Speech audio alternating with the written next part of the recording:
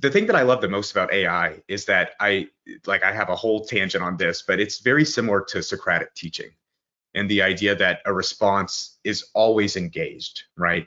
We teach in a very Socratic method in band class where there has to be a response. It's not like a math class where you sit there and you could literally not learn and just have a worksheet, right? We have to hear what you're playing. AI is a lot like that in the fact that you have to craft a response that's going to get you what you want. And so I think the coolest thing that I hope teachers listening to this realize is that you actually have the skill that lets you use AI. You teach. You're a master with intelligence. You teach intelligence every day. You deal with various intelligence every single day, and you learn how to interact with them differently. It's exactly the same thing with an AI, and you get to teach it everything that you want it to know. Hey everybody, it's Tim hitting the beast of the marching arts. Thanks for listening to the Marching Roundtable podcast. This is interesting, everybody. Tech strategies for band directors. I'm here with Hunter Bown. Hunter, how are you? I'm doing great, Tim. How are you? I'm doing great. So we were just talking before we started this recording that I've known you a really long time, and now I've seen you blossom and go through your whole thing. So introduce yourself for us. For sure. So I'm Hunter Bown. I'm actually originally from Houma, Louisiana, which is a place most people have not heard of, other than if you've seen Swamp People, those are some of my people, I would say. It's pretty close to that.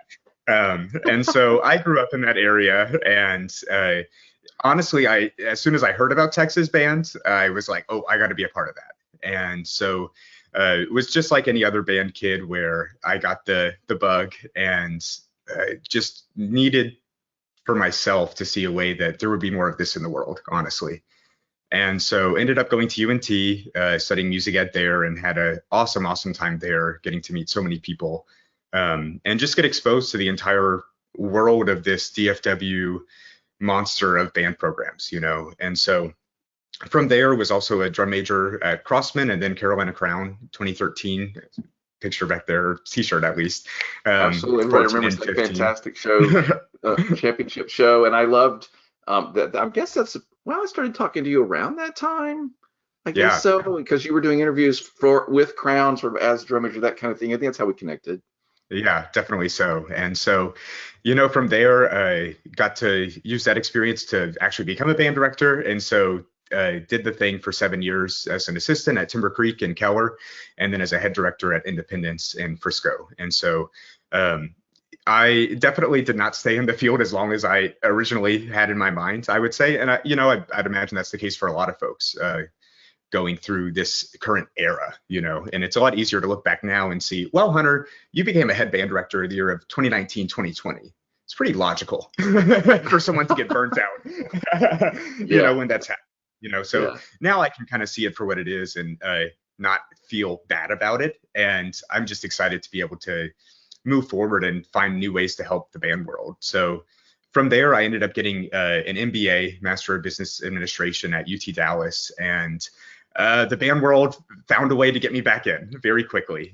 I had 1 year of almost, to some degree, and I think most people listening to this can probably appreciate the need for this, a detox, essentially. Like I was like, I'm just going to stay away and let's find out if this is actually something that is this important to me, because it had been so important for so long that I just wasn't sure anymore. It's hard to figure out, like, is this something that I've been doing because I've been doing it, or is it something that really does fulfill me? And ends up it was very much the latter. And so basically this past fall, I went right back to business, and while still finishing my MBA, was teching at Lake Highlands to help out over there and teaching a few trumpet students. And so have found my way of getting my foot back in the door, and am really just having such an awesome time trying to find the best ways that I can help people. I certainly don't expect that I can help every music educator out there, because there are so many out there who are just so brilliant and are so up to date. But I also know that if I had not gotten an MBA, there are certain things that I just would not be aware of, and that I wish someone would have been like, oh my God, you have to know this. If you didn't know this, blah, blah, blah.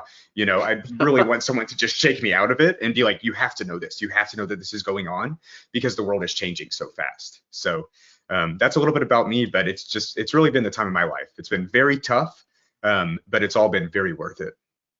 Yeah, it's interesting. So many people have that happen where they they end up sort of burning out or not doing what they thought they were going to do, but then the life finds this whole new interest and path, and somehow it swings them right back. And I love that you're back in the music world, and now you have a new position at Sweetwater. Is that right?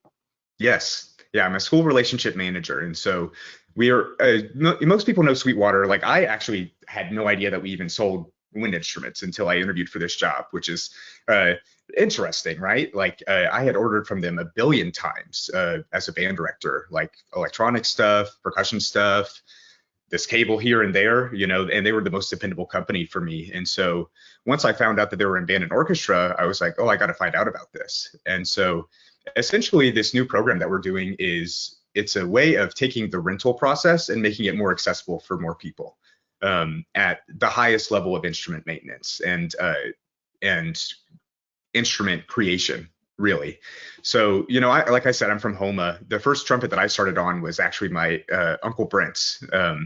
And it was this terrible gold cornet that would turn my hand green all the time. You know, wow. I'm sure it was fine. It was an okay instrument, you know. But that's why I started on trumpet, is because we had one sitting around. You know, it was not some sort of like, that's true for a lot of people. Like, we have this instrument in the attic. That's what you're playing. I've heard that many times. Yeah. Yeah. And so, you know, the Sweetwater program, to me, I think about, okay, if this had existed when I had started on trumpet, how could my life have been different? And it quickly changes. I'm like, oh my God, I could have done this. I could have actually learned how to put valve oil in the instrument without destroying it. I could have, you know, like I could have made a good first sound without looking at my hand and wondering if I actually want to play the trumpet. Like, and those are things that are very small as a band director, like looking at the students. But whenever you're that kid, it's like, what is going on to me? You know, you're interacting with this foreign object, and it's such a pivotal point, you know? And so with Sweetwater, we get to get in there and provide the best experience possible for students. And that means that that's the best experience possible for the band directors, because we get to give them the lowest rate possible. I mean, we're talking a maximum of $20 for the first month for an instrument. You can't tell me that that doesn't have potential to get more kids in the door, right? Like, parents are presented with so many different opportunities for their students now.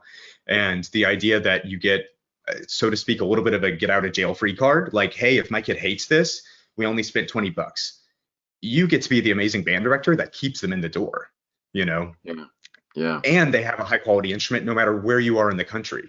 If you were me in Houma, Louisiana, you'd have the same high quality Yamaha beginner trumpet that someone in DFW starts on. And so I love this program. You know, we can really get high quality instruments for a low price to everyone in the country within 2 to 3 days. Yeah. I mean, how crazy is that? Yeah, and by the way, the other thing I want to say about the rental program that is really one of the most important parts to know as a band director is that we're actually replace, not repair.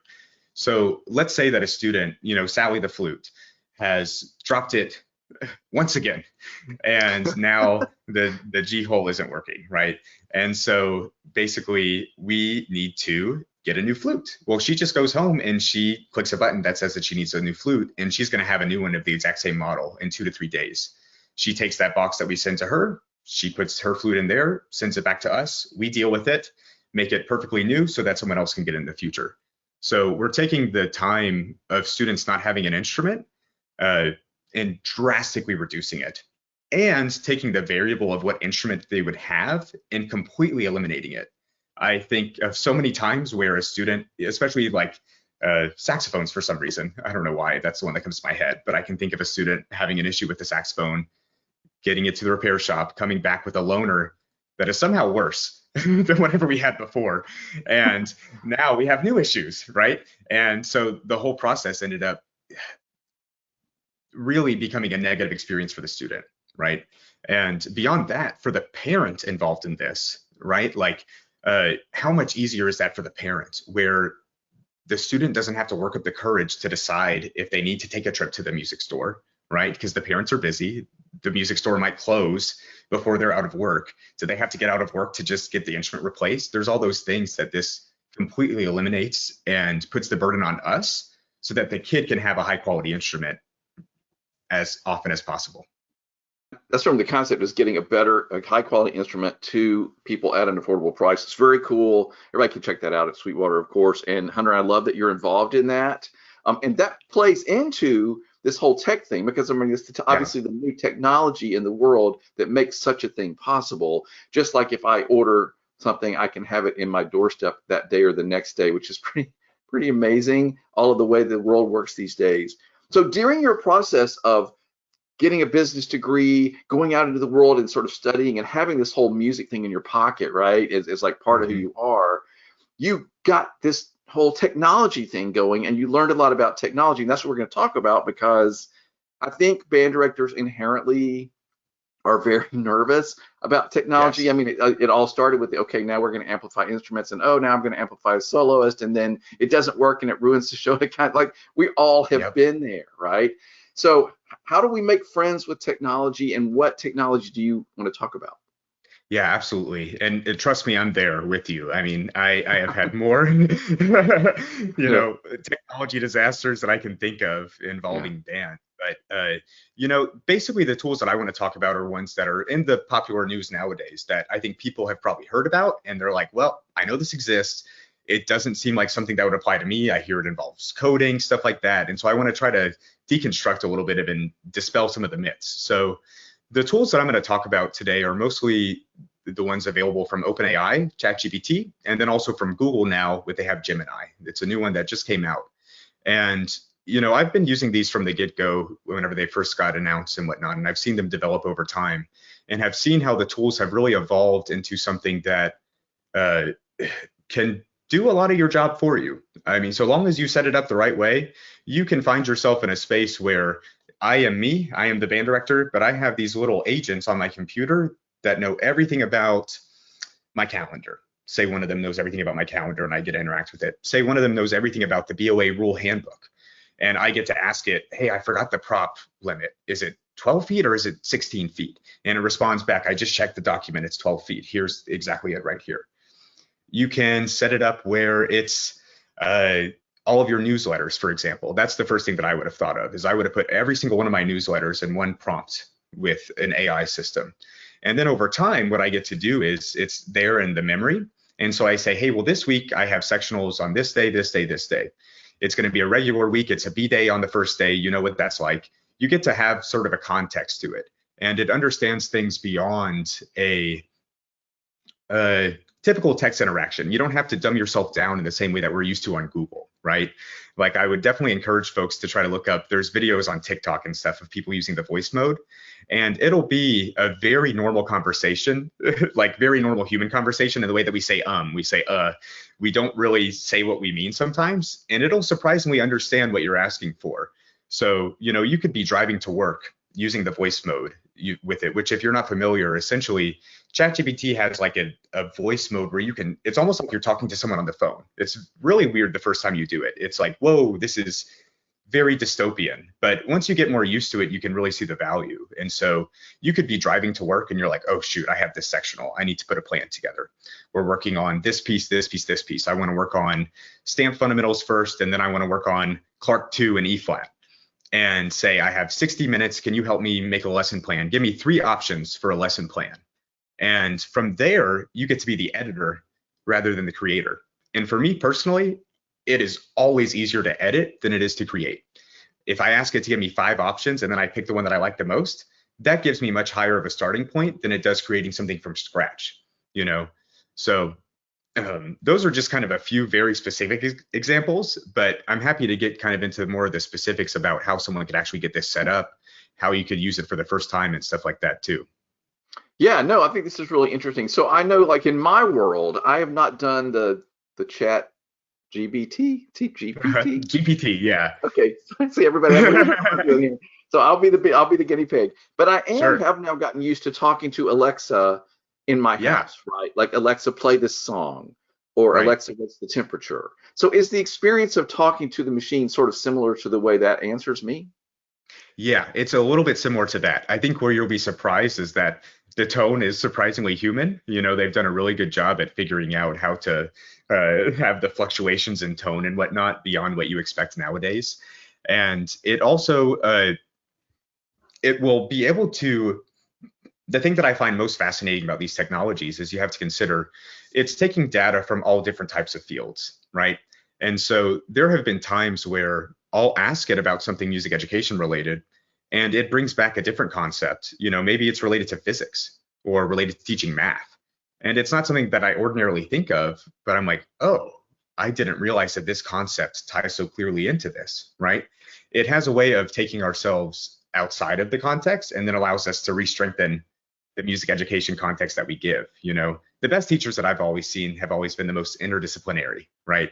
They're able to say, well, this is related to this, is related to this. And this is a tool that finds ways to do that for you in a way and expand all of that.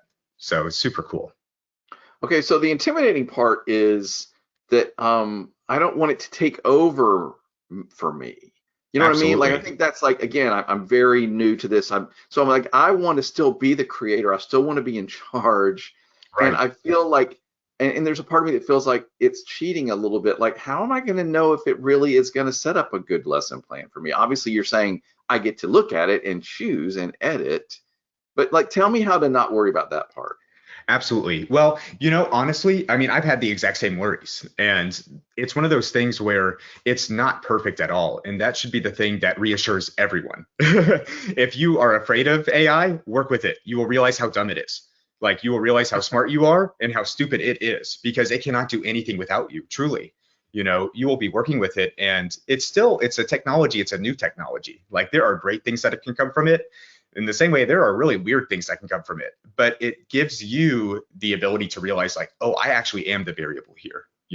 If I enter a bad prompt, it's not going to give me anything at all. You really have to be very specific. And the thing that I love the most about AI is that I have a whole tangent on this, but it's very similar to Socratic teaching and the idea that a response is always engaged, right? We teach in a very Socratic method in band class where there has to be a response. It's not like a math class where you sit there and you could literally not learn and just have a worksheet, right? We have to hear what you're playing.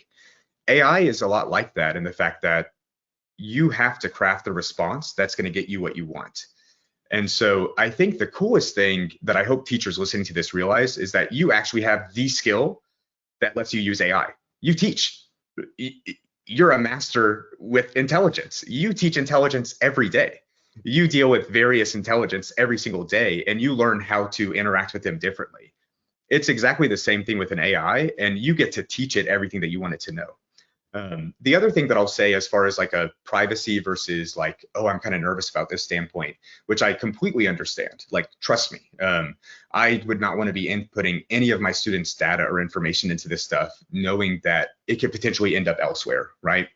So the great news is that ChatGPT has actually just released a new enterprise version that is specifically meant to not train on the data. And so when I saw this, I was like, oh my goodness, if I was still a band director, that would be part of my booster budget. Just done. I would make sure that that is something that is in the budget, that we have that money to spend every year. I guess 25 times 12. I should be better at math. Yeah, looking at $300. And so, if you were to compare that to some other expense, I think that you'd be able to find a way to make your money worth it, essentially. And like, we're talking about things here where the technology you could actually make. This is probably the highest case use that I would be like, okay, I want to try to do this. You can actually make custom AIs now and train them yourselves and then share them with others. So for example, let's say that I taught at Lamp High School Band. I'm looking at a lamp. And I wanted to make something accessible to my students and parents that would have the handbook, that would have the calendar, that would have the website, that would have info about me, info about instruments. I could upload everything that I want into that and then share that link with my community, and they could ask, on this day, what's happening? On February, I'm thinking about scheduling a dentist appointment. Can you talk to me about if that's a good idea? All of the things that they're too afraid to ask a band director, essentially, they could actually have easy access to it. Now, obviously, there's the issue, is it going to be perfect? No, it probably won't be. But when we're talking about something of that scale and potential, to make your life easier, where you get to do the job of teaching and actually interacting with the students versus feeling like a information dispenser, for lack of a better term. You get to be your best self and serve your community in a better way. So, well, it almost sounds like it's being my secretary. You know what I mean? Like, if don't call me, call my secretary, and she will check the calendar for you, or she will pull something up out of the handbook, or tell you. I mean, that's sort of what you described. Now, a minute ago in passing, you said something really fast. You said that the thing you liked about the new enterprise, whatever it was that did you say didn't track the students or train the student? What? Yeah, I'm so sorry. So, absolutely. Okay. So these AI systems, I think about it as like it's democracy put into technology, basically. So it's like we put a lot of different ideas and we have them fight each other. And so there's people deciding which responses are better based on all the data that's available. And so that means whenever you're using one of these things, your data is going somewhere, right? So it's like they'll see what you enter, they'll see the response, and they'll rate the response to decide how good the AI is, essentially. With the enterprise one, the new one that exists now that can serve nonprofits, organizations, companies, etc., it does not send any of that data. So anything that you enter into that, like you say, Sally the flute, it doesn't know anything about it. It's going to use that data that you give it to give an answer, but it's not storing it for later. So you're protected as an educator from endangering your family's information in that way. Okay, so this is like a new gatekeeper sort of built into this new product, and this would be really important because I think that is everybody's concern, is this getting somewhere bigger than I can handle, or not taking care of students' information, that kind of thing. So you're saying that is now built into this new system. Yeah, absolutely. And it's one that costs a little bit more. But what I like about it is that, I could imagine you would have, say, a band director account that all the band directors use. You just share information with that. And then maybe like a booster account. And so then the parents can use that. And so essentially it gives you the ability to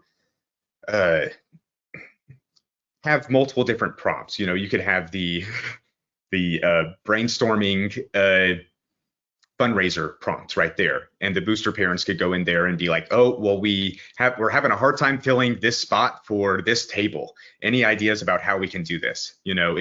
It's such a good problem solver. It's like it can take a scenario and be like, well, have you considered this? Have you considered this? All those kind of different things that sometimes we just don't have the brain power to do. Our parents are very busy. Like all those booster parents, they have their own real life. They have those kids that they're hauling around everywhere. And we expect them to do so much. We really do. And so being able to have a way of taking some of this off of the plates of the people who are already doing the most for the programs lets us serve them in a better way, I think. Okay, so this is important. This is key to me because, Hunter, I'm sitting here listening like, okay, why do I need to do this? Why do I need to do this? And I'm hearing you make a lot of cases, but here you go. You got somewhere that I understand really clearly, which is, first of all, it's really hard to get people to help. You're asking for their time. You have certain parents that will give you some of their time, but even they, as you said, have limited amount of time they can give. We're all super busy. So you see this as like a way to create some shortcuts or save some time, or like a tool to help make things happen faster or more efficiently? Am I understanding that correctly? Yes, definitely so. And, it's one of those things that'll take more effort on the front end, like most things that end up helping in the long term. But it's something that can be so easily edited over time, right? This is something where the system is already set up. And if something goes wrong, it's just a matter of typing a prompt back saying, oh, actually try it this way instead. And all the information is already there. Sure. Can you give me an example of how you might edit something? Because I don't understand that very well.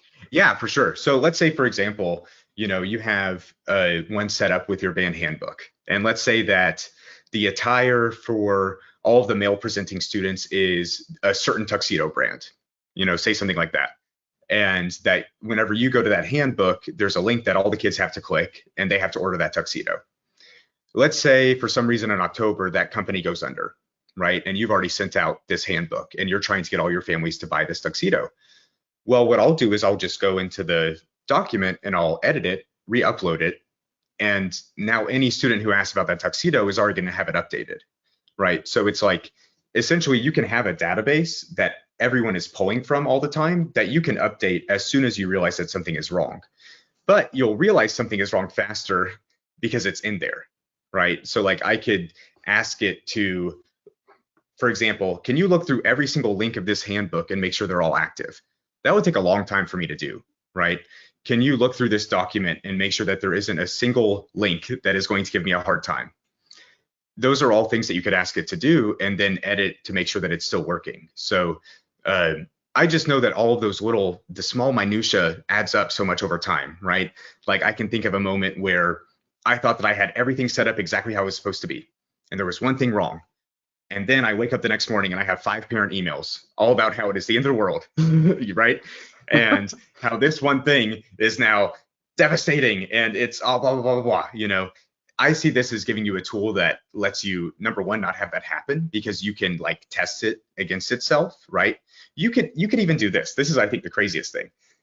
Hi, here's an email I want to send. Can you take the role of angry band parent responding to this email so that I can decide how to better change it? Wow. You know, that's something you could really do. And you could already have in your back pocket basically a strategy of how to handle the different ways of communicating with your families, you know.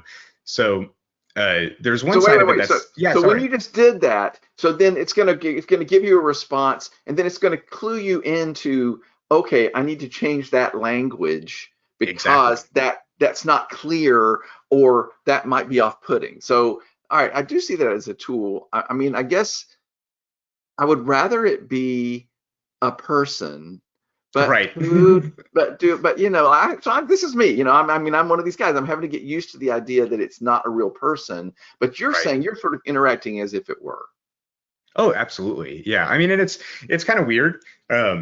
You know, there's a little part of me that's like, well, if they are going to take over, I'm going to be nice because they're keeping track, regardless if I want them to or not.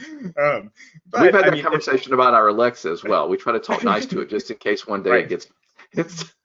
Exactly. I'm like, I'm going to stay on the good side. But I've also found that in the same way that like with teaching, whenever you treat people nicely, they respond better. It's actually the same with these AIs, you know.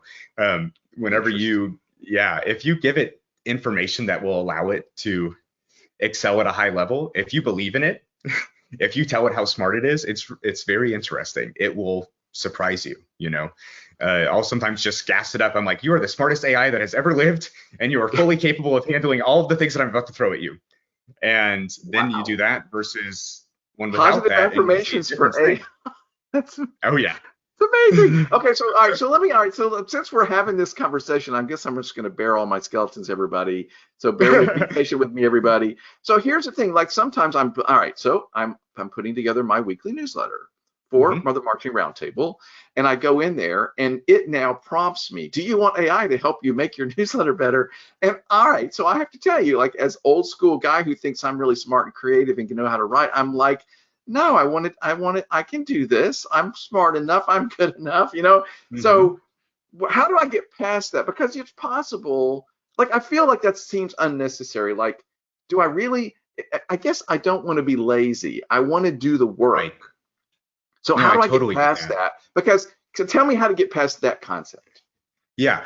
So the way that I got past that is by doing the work in the different way, essentially. I was like, well, it's like, I mean, because I love writing too. I really love getting to put together all those ideas and stuff like that and try to communicate something. So I was like, well, what if I learned how to write as if this tool had already existed when I learned how to write? You know, like what if I loved writing, but this already existed? How would that change how I approach it? And so what I've ended up doing a lot of the times is I have a series of my favorite writings, essentially. Like this is what I feel like expresses my tone in the best way, the way that I feel is most authentic.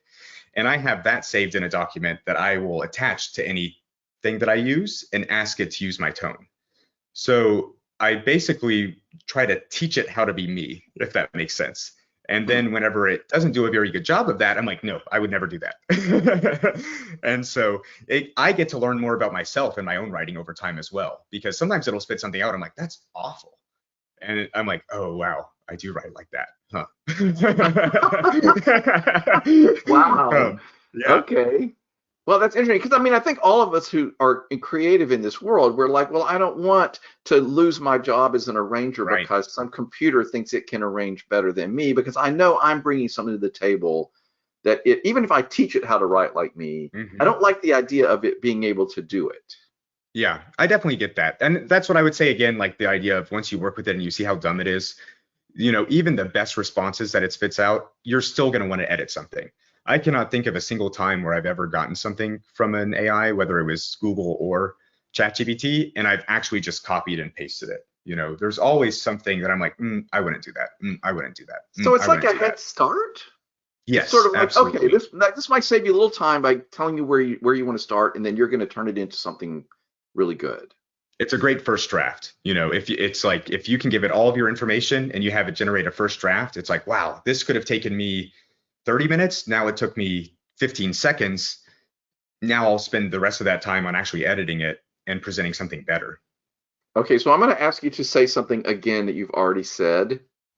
Sure. So everybody be patient with me. Okay, so you talked about how you could have your handbook and all of your information in this thing and it's a shortcut. Okay, tell me again, how is it better than simply I have the handbook up and I search for attire for concert and find it? So tell me how this is better. So one of the ways that it would be better is that, let's say, for example, I don't know how much you've taught like 14 to 17-year-olds recently, but their ability to use technology is very low.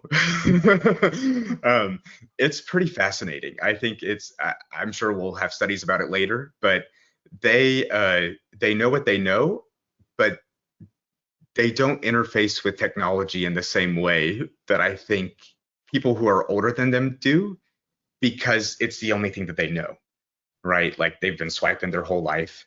File types are kind of meaningless to them, right?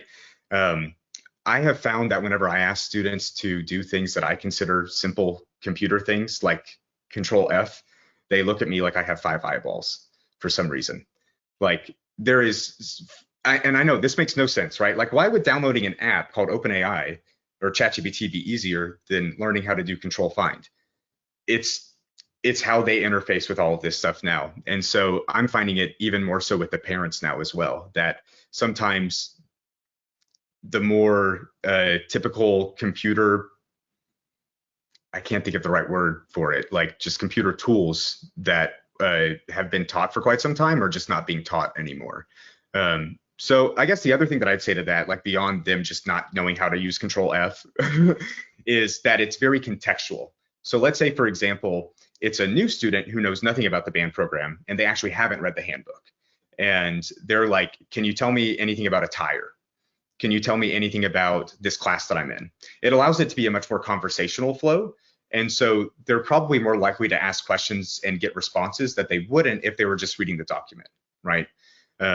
Like, for example, I think about the years where I did a whole presentation, a whole like call and response kind of thing for a handbook, like made sure that every kid understood it in a teacherly way, versus the more business way where it was a compliance document and I handed it out and I was like, you read this, this is your job.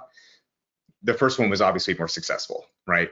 I view the AI version as kind of a happy medium that takes up much less of your time, but still allows the students to have that conversational interaction and get the answers they want. So let me ask you, so if what I'm understanding you saying is I have a 9th grader who's coming into my band program standing in front of me, I can say, here's a document about how your Bandcamp works.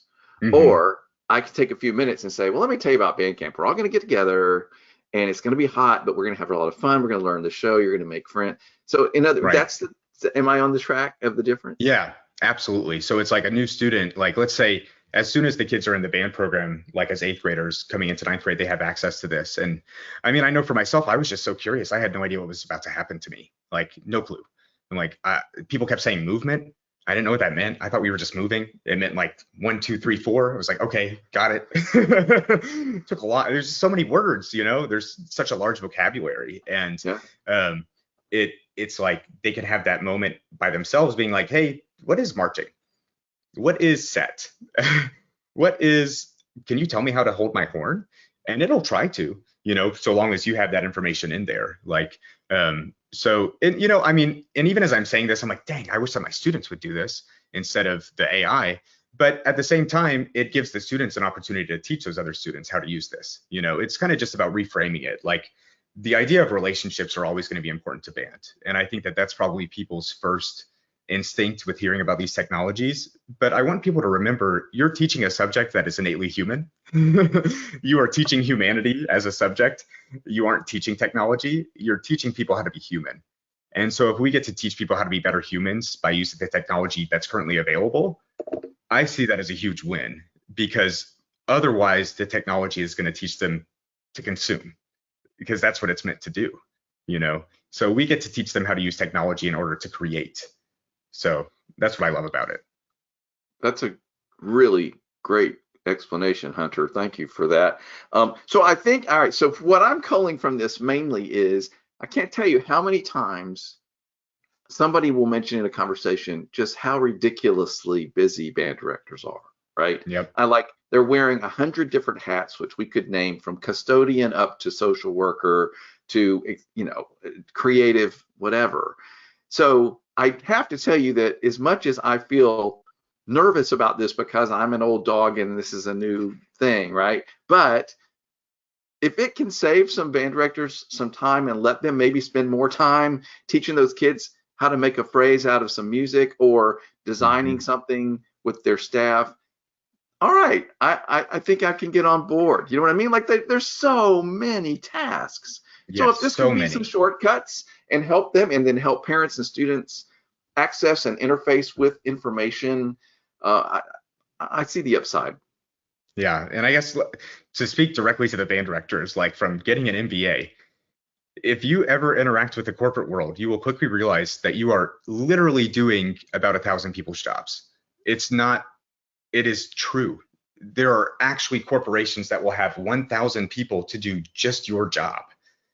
You are doing marketing, you're doing accounting, you're doing finance in some weird way. You're doing, you're doing operations, you're doing strategy, you're doing PR, you are teaching, you are, like you said, a social worker. You are everything for that band program. And so if you get to make a little chat prompt the part of you that is the calendar, you get to fill that up with music and with being involved with your families and with those communities. And I hope that this can help people be less afraid of it and just go for it. The worst thing that happens, like I said, the more you work with this stuff, you'll realize how stupid it is, but you'll also realize how smart you are and how these tools as teachers, I'm telling you guys, like, in this post-AI world, teachers are taking over. It's done. It is done. Like, we are the only folks who really understand how to do this, in my opinion. Maybe only is a little bit dramatic, but sometimes dramatic is good. It is a tool that will give you confidence in working in this new world, because I can tell you just in my own experience, like, we have a natural way of doing this thing that other people don't, because it is our job. We interact with different people every day, and we have to figure out how do we find the brilliance in everyone, And so if it's an AI system, it's a little bit easier or harder to do sometimes, but it is the job that we've been doing. So don't be afraid of it. Just take some time to see what you can do with it. And I think people will be really surprised at how confident and competent they can feel in a very short amount of time. And from what I've seen, the payoff is pretty immediate. The first time that you make that lesson plan and it's like, oh, this is good. This is crazy. I just made a lesson plan with a computer and this is like really good. Huh. I guess I'm going to use this. I still remember that moment. I was teaching a trumpet sectional and I was like, I can't believe that I just did this. And it had given me some idea. I can't remember specifically what it was, but I had put in some specific times. I was like, I want to do this for 10 minutes. I want to do this for 10 minutes. I'm going to do this for 20. And it gave me another suggestion, like, what if you did this one for 15 and then this one for 5 instead? Because it seems like this is covered later. It was something along those lines. And I was like, oh, wow. Wow. Yeah. Okay. If you're sure, like, kind of that kind of thing. Like, so I'm like, that is a good point. Dang. And you That's start to great. realize that it's pretty Yeah. cool. Yeah, and I love the idea that as an educator who stands in front of students and people and knows and has to constantly be malleable and creative in how I'm interacting and teaching and expressing things to try to make my point, that gives me this huge head start on this technology. That I love that idea very much for me and for everybody in our field, because you're right. I mean, we are masters at standing in front of a student and saying, okay, how can I say this differently? What do I Hmm. need to act this out? Do I get the hand puppets? What do I do to make this point? And we figure it out and we make the point, right? And we Yep. know the students learn in all these different ways. So the fact that we can use that skill, that special skill that we superheroes in the world of music get to have, I love that. Okay, so my last really kind of stupid question for you is, They've okay, all been smart, Tim. so if you've convinced me to play with this some and see, so what do I do? Where do I go? What do I download? For sure. So I would start with ChatGPT. That's kind of the most popular one right now. You'll go to chat.openai.com. And so you can use just a Google account, and that'll get you the free version, which is 3.5 right now. I would highly recommend that people take the plunge and try at least 1 month of the paid version. And that's mostly for the file management aspect, because I think as a teacher, that's the aspect that you'll find the most value from. The ability for it to really digest large volumes of information that would take you a long time. I'm talking about um, the first list of students you get, and you're trying to figure out what instrument to put the oboes on. You can get all this stuff sorted out in a much more easy fashion. But you won't be able to discover that from the free version, unfortunately. The other one that I'll say to check out is Gemini from Google. It's actually pretty new, and this is the one that I really have my eye on. Google has had a bit of a slow start with AI, with ChatGPT really taking off, but they're definitely coming back. And especially if your school is a Google school, like your email is Google, this one is going to be huge for you. Gemini is built in to use all of that stuff. So say, here's an example. My apartment got flooded, so I was out of a place to live for a bit. And so I used AI to help me with renter's insurance and all this kind of stuff. And so I would essentially try to find my Airbnb and hotel emails using Gemini. I was like, hey, can you get all of my receipts and put it together? And it did. And so if you have your school email on that, you could pull up all of the emails from XYZ, all of those kind of things. So yeah, those are the two biggest ones that I would get started with. And Gemini also, luckily, since they're really promoting themselves right now, they have 2 months for free.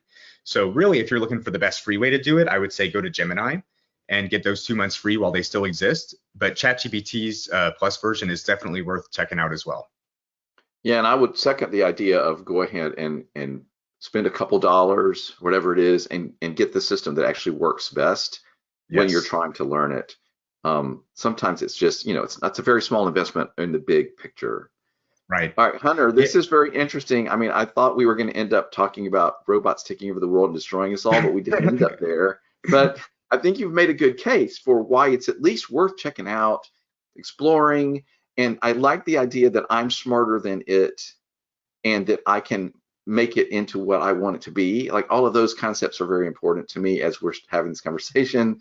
So this is very interesting. I think it's very cool. And I do think that we have a lot of exciting things happening in our world. And for band directors, there's so much to manage that if this gives me a little bit of a peace of mind and I have 5 more minutes to sit and enjoy my sandwich or actually work with a kid on some music, it's probably worth looking into.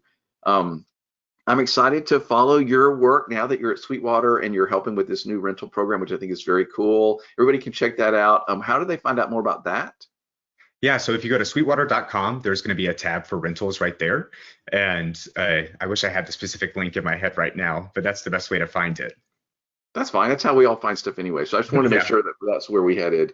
Well, Hunter, you're doing great work. I'm so glad that you are taking your business mind and that whole sort of cool way that your brain works around that and bringing it back to the world of music and music education. I love that that's the way the universe sort of guided you. And I'll be excited to see where that goes next. Thanks for talking to me today. thanks so much, Tim. I really enjoyed it. Marching Arts Education is the home of the Marching Roundtable podcast. We give you access to the top marching arts professionals through live webinars, podcasts, videos, interviews, and online coursework. With over 1,000 podcasts and hundreds of webinars and videos, there are hours of great professional development for you and your staff. Sign up for a membership to Marching Arts Education to get complete access to all webinars, videos, and podcasts, plus discounts on coursework. Many directors are using professional development funds through their school or boosters to make these resources available to their staff. Imagine what you could do with so many great new ideas from the top professionals in our activity. Subscribe to our YouTube channel and sign up for our newsletter to find out about the latest podcasts, webinars, and new content. Find all of this and sign up at marchingartseducation.com.